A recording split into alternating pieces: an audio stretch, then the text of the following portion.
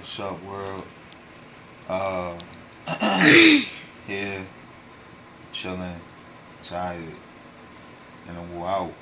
And the reason I'm wore out is because,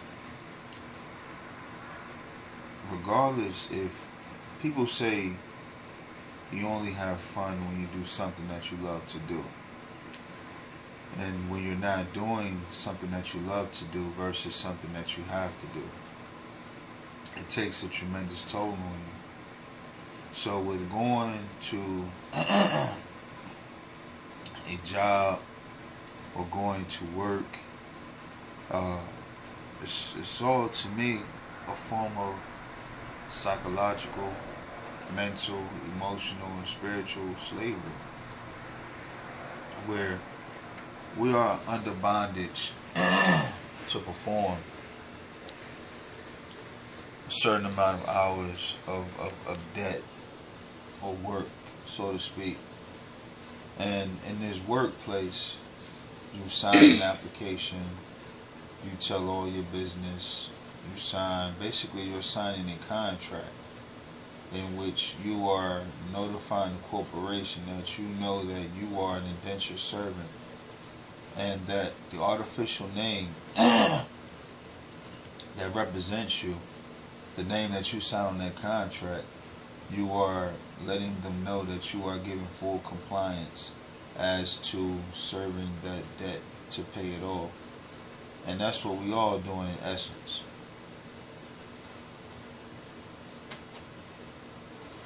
Like, get up every day. Are you saying that we are born into debt? Yeah, we're born into debt. We're born into debt because we don't have an identity. So who are we really? You don't know, because you can't claim sovereignty as a Moor. It was a treaty that the Moors signed when the battle was over. And what was the last battle? Wasn't it the what they created the Black Friday about? Was the last Moorish stronghold that was sacked in Turkey? Oh, right, in Turkey. Yeah, about El Cid, right? Yeah. So, with us not having any type of identification of who we are to claim a natural person, a natural God, a natural state of being, therefore now you are branded with a name which is placed in all capital letters, a name which is given unto you the same way the Social Security card, your livestock number,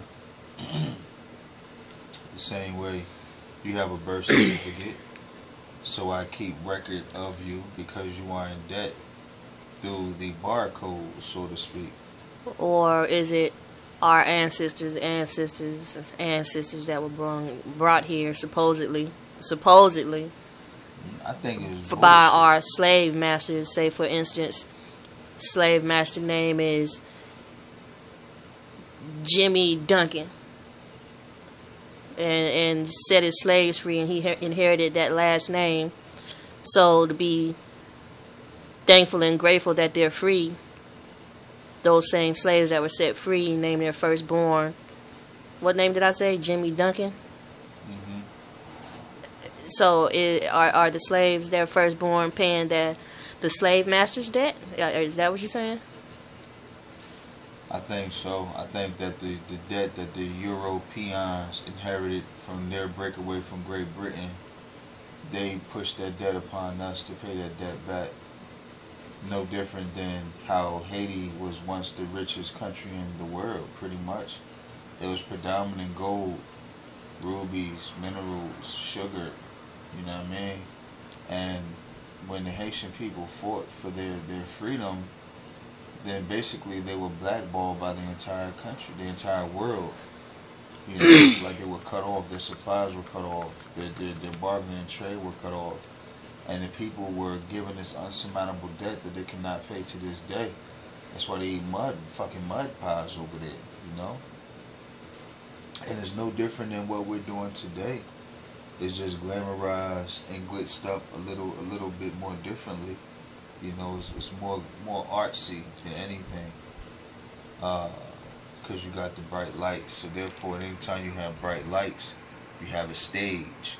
So every time you have a stage, you have some type of play that's being played out, whether it be a tragedy, a comedy, a horror story, a suspense, a thriller, whatever the case may be.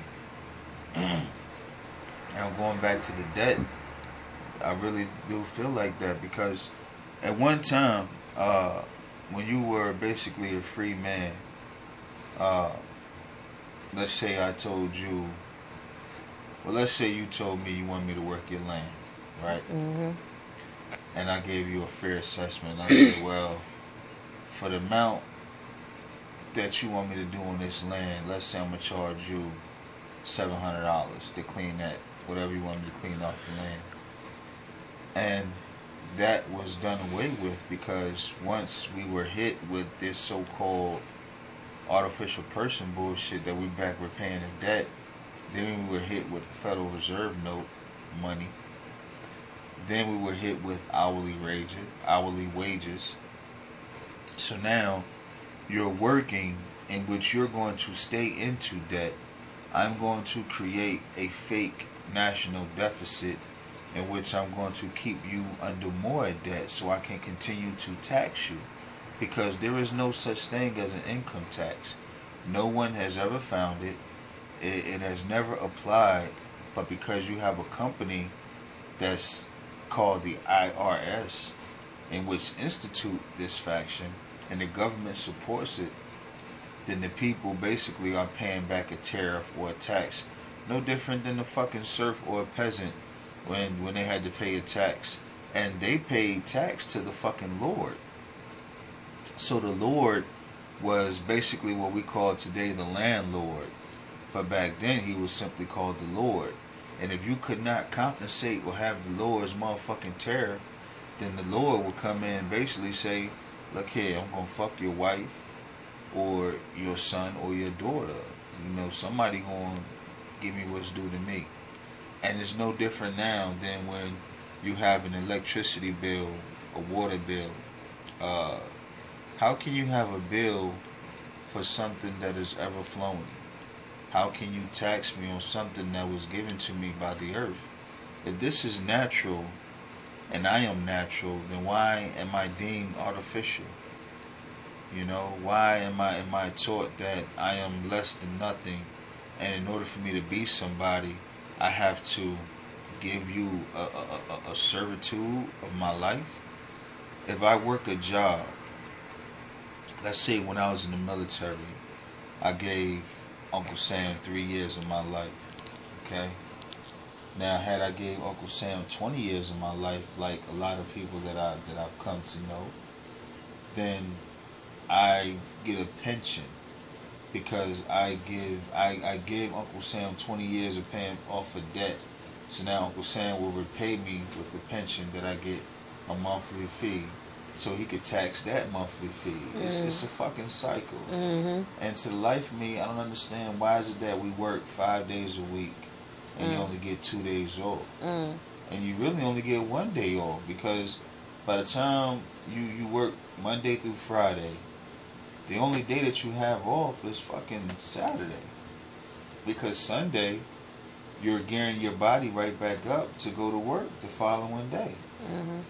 You know, and it's to me, all of these things are like, why do we do these things? Why are we so repetitive with our nature? Why are we so programmed that we have to recognize every holiday? We have to recognize the days of the week in which we are paying homage to the gods, the deities of certain pagans, you know. Can you break down the days? Yeah, Monday is Moon Day. Mm-hmm. Tuesday is Tears Day. Wednesday is Woden's Day. Thursday is Thor's Day. Friday is Frigg's Day. Saturday is Saturn's Day. And Sunday is the Sabbath. Mm-hmm. You know, and a lot of these days coincide with different rituals. And I can take it back even one deeper than that. Let's give you a prime example of a ritual. Not so much a ritual. I'm gonna take it back to the Visigoths and the eunuchs and the Germanic tribes of the Roman Empire, when the Roman Empire was split into two after the rule of Constantine. Mm-hmm. When Constantine was a ruler, you had these brothers and sisters who came out of Africa. And so it was told to me upon the research that I did. And they brought with them the knowledge of science and math. But the only things that were taken of that, what were promoted into the people, the science and the art and the math was taken out, and everything else was kept, and it was quoted as being the Bible. Mm-hmm. Okay? So Constantine said that everyone was to be a Christian from that point forward. Now, upon his death, Theodosius had taken over the Roman Empire after Constantine. Mm-hmm. The Roman Empire was split into two. You had the Eastern Empire and the Western Empire. Theodosius needed votes, and Theodosius needed someone who could get those votes. So Theodosius basically made a deal with the pagan leaders, so to speak, like the priests. Mm-hmm. You know, at the time the pagans worshipped fire and snakes. So he initiated the priests, and he gave the priests a place in his cabinet, so to speak, like the presidency. You know, but he's the emperor. So he gave the priests a place in his realm, where it was though, if you can bring your people into my world, then I will bring my people into your world, and we will rule them all. So this became the first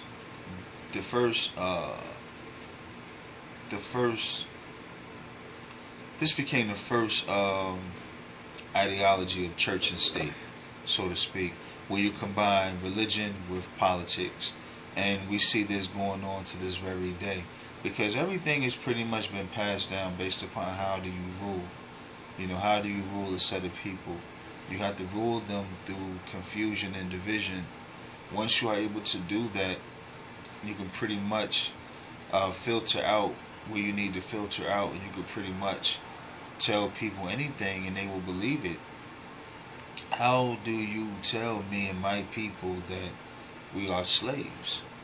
How do you tell me that I am an artificial person, that I come from nothing, that my children will be nothing, and their children will be nothing? Mm-hmm. And I'm just supposed to sit here and take it and then saying we shall overcome. Like we've been doing, right? Like we've been doing. Right. I respect Dr. King, because I respect Dr. King for showing his ability to have power. No different than Minister Farrakhan when he did the Million Man March. You know, I don't think it was about unifying black people. I think it was about him showing how he can unify black people. You understand what I'm saying? It was a show of power. But why show it if you ain't finna move forward with that movement, though? Well, it was to show it based upon, if I don't get what I want, then I can get these motherfuckers to move to the beat of one drum. So who's sucking who dick? Can't tell you that. You know? Can't tell you that. I just know that, you know, I miss Brother Khalid Muhammad because he broke down a lot of real shit. You know? Like I said, with Dr. King, I respect the fact that, you know, you got a bunch of motherfuckers together, but then it's like you didn't really act upon a situation until the 17 young people risked their lives in order to make the country one. The Freedom Riders, the original Freedom Riders, you know, and then Dr. King and the NAACP and other blacks jumped on the bandwagon, but that's a part of, you know, his story that people don't want to talk about. But Dr. King still had energy, because his energy was so prolific, he was still able to bring the people together. Like, that's deep, you know. It's no different than Brother X, you know, how Malcolm X brought the people together because of his energy. And these were two people that were basically used by a higher agenda, which had a different propaganda in which to control the masses. So, would it be safe to say that they served, that they paid off their debt? I think not so much that they paid off their debt. I think it was a way of getting us to take our debts. It was a way for them to control our debts. Like, it was like, okay, instead of giving your money to these motherfuckers, give your money to me. You know what I mean? Not in so much the sense of paying money, but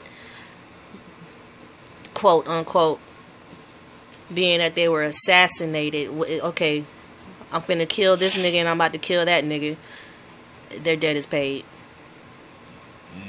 You get what I'm saying? Yeah. With that, how do you feel about that? Classified right. As their debt being paid. I think with the grand scale, it would. You know, for those that were the major players in this whole thing, to them, yeah. But to us, you know, we're going to see it from a different point of view because we on the bottom looking up. These motherfuckers at the top looking down. So, yeah, on that level, I guess it would be debt paid, nigga. You know? Life goes on. Because nobody picked up the torch. Mm-hmm.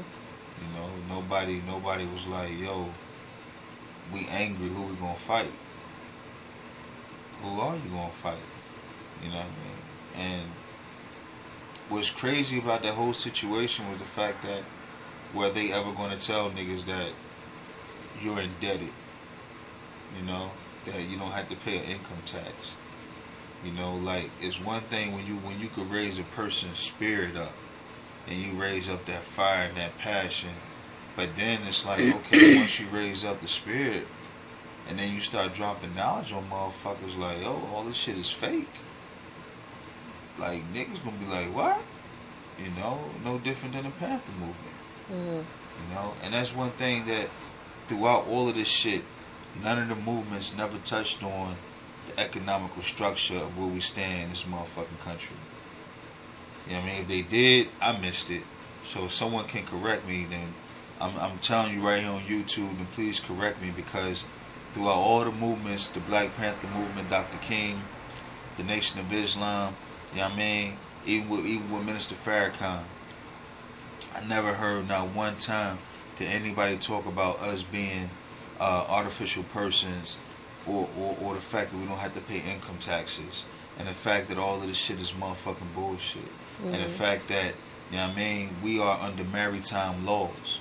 You know what I mean? When you go to court and you cross that threshold, that's why a court is in the shape of a ship, like you're on the vessel, because this is where they held the very first court at, on a boat.